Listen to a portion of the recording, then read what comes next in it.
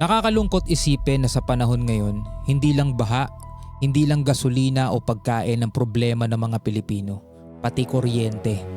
At minsan hindi lang inconvenience ang epekto nito, buhay mismo ang kapalit. Katulad nitong balita sa Laguna. Isang 80 years old na tatay ang namatay umano matapos hindi ma-nebulize during regional brownout. Habang sa Bohol naman may mga lugar na umaabot daw sa hanggang 10 oras walang kuryente dahil sa mataas na demand sa Visayas. At doon ka talaga mapapaisip ba't ganito sa Pilipinas? Para tayo naka-free trial ng kuryente. Kasi sa totoo lang, ang hirap ipaliwanag minsan sa ordinaryong Pilipino bakit sobrang mahal na nga ng kuryente dito pero brownout pa rin. Parang premium subscription na puro buffering. At ito masakit hindi biro mawala ng kuryente sa Pilipinas. Sobrang init ng panahon, alam ko ramdam nyo lahat yun. May matatanda, may mga bata, may mga sakit, may umaasa sa oxygen concentrator, nebulizer, electric fan, ref ng gamot. Kaya kapag nawala ng kuryente, hindi lang simpleng ay patay ilaw. Para sa iba, life and death yan. At kaya maraming galit tuwing may rational brownout. Kasi ang taas-taas na nga ng singil, tapos pakiramdam mo hindi stable ang serbisyo.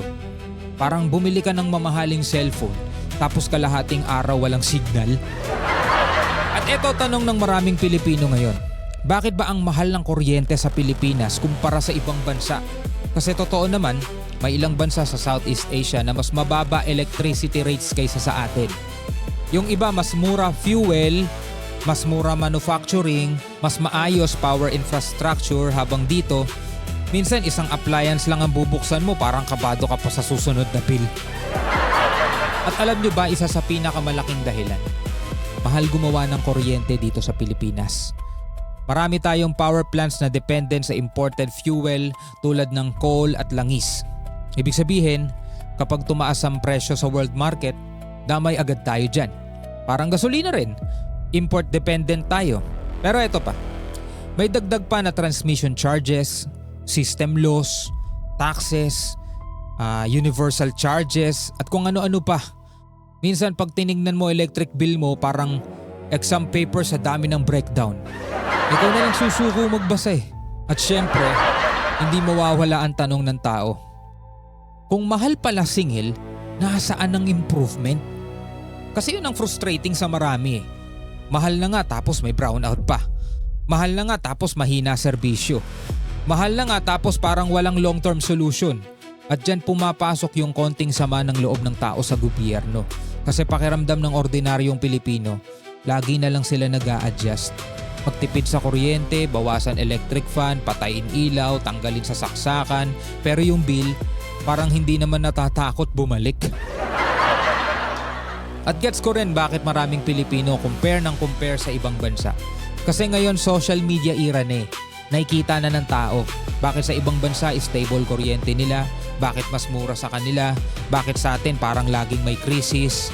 At sa totoo lang, valid naman tanong ng mga tao Kasi electricity hindi naman luho yan Basic necessity na natin yan mga tol, basic necessity nating lahat. Lalo sa bansang sobrang init tulad ng Pilipinas. At pinakamasakit dito, kapag may nawawala ng buhay dahil sa pagkawala ng kuryente, doon mo marirealize na hindi lang ito usaping bill. Usapang sistema na rin to. Usapang serbisyo. Usapang preparedness.